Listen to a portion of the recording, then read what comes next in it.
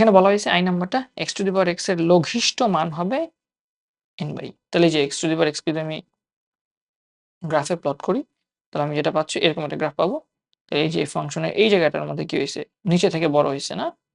ছোট থেকে বড় হইছে বা নেগেটিভ থেকে পজিটিভ হইছে।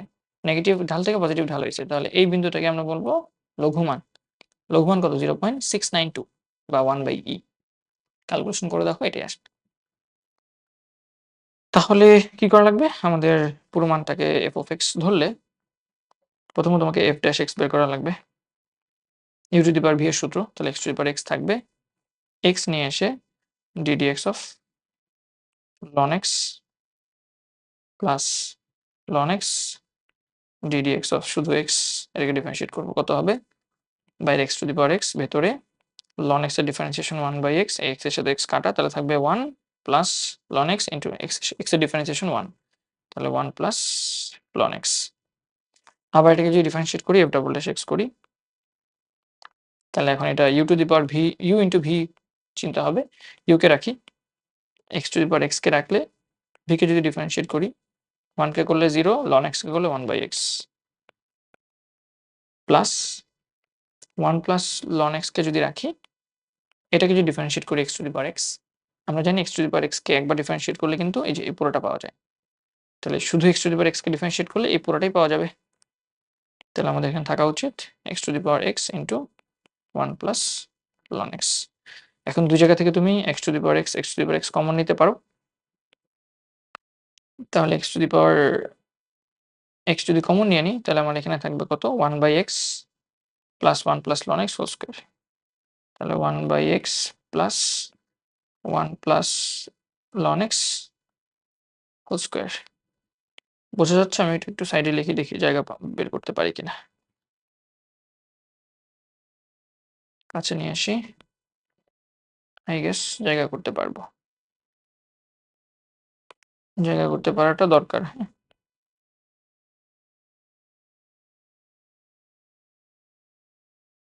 ওকে। তাহলে আমাদের এখানে আমরা কত লিখতে পারবো?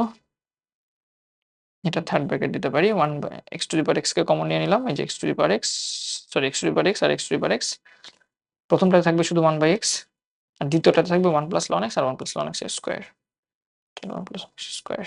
এই তো। তাহলে f ড্যাশ x হয়ে গেছে, f ডাবল ড্যাশ x হয়ে গেছে। ডিফারেন্সিয়েশন। তোমরা নরমালি এগুলো পারো। এগুলো তোমরা অলরেডি করে আসছো। তো চরম বিন্দুর জন্য f dash x equal two 0 ধরা লাগবে। তাহলে f dash x equal two x to the power x into 1 plus ln x equal two 0। তাহলে x to the power x এর মান 0 হওয়া সম্ভব না। কারণ 0 পাওয়ার 0 এটা অসংজ্ঞায়িত। আর এটা 1 প্লাস, তাহলে 1 plus ln x equal two 0। তাহলে তুমি এখান থেকে বলতে পারো ln x ইকুয়াল টু -1 এবং এখান থেকে আমরা বলতে পারি অ্যান্টি লন, উভয় পক্ষকে যদি আমি অ্যান্টি লন করি বা x কে রেখে লনটাকে ওপাশে নিয়ে যাই, অ্যান্টি লন, লন ইনভার্স মানে e টু দি পাওয়ার, তাহলে x equal to e to the power -1 বা 1/e। ঠিক আছে? x এর মান পেয়ে গেছো। তাহলে এই বিন্দুতে তুমি চরম মান পাবা। এখন সেই চরম মানটা কত? বা চরম মানটা আসলে কি লঘু মান দেবে নাকি গুরু মান দেবে? সেটা চেক করার জন্য f ডাবল ড্যাশ x বসাইতে হবে। তাহলে f ডাবল ড্যাশ x এ আমরা 1/e বসাবো। তাহলে 1/e যদি বসাই, প্রথমত এটা কি হয়ে যাবে? x এর মান 1/e, এটার মান 1/e। তাহলে 1/e two the power 1/e into ব্র্যাকেটে কি থাকবে? 1/x। x এর মান যদি 1/e হয়, 1/x এর মান হচ্ছে শুধু e plus 1 plus ln x, এটা তো 0। 1 প্লাস ln x তো 0।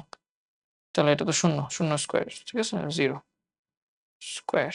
সো আল্টিমেটলি পুরো মানটা, এই পুরো মানটা পজিটিভ আসবে কারণ এখানে নেগেটিভ কিছু নাই। তাহলে এটা গ্রেটার দ্যান 0। আর এটা গ্রেটার দ্যান 0 হওয়ায় এখানে লঘুমান থাকবে। আর সেই লঘুমানটা কত? f of 1/e। তাহলে x এর মান 1/e পাওয়ারও আমার 1/e। তাহলে 1/e two the power 1/e। ম্যাথটা কি ঠিক মতো আছে? আই গেস ঠিক মতো আছে। হ্যাঁ? এখানে আমাদের আ লঘিষ্ঠ মান হবে যখন x এর পাওয়ার 1/e হবে। ইয়েস! তাহলে এটাই শুট। x এর মান হবে লঘুমান পাওয়া যাবে যখন x এর মান হবে 1/e শুট। আর লঘুমানটা বের করার দরকার নাই। বাট তাও আমরা বের করে দিই।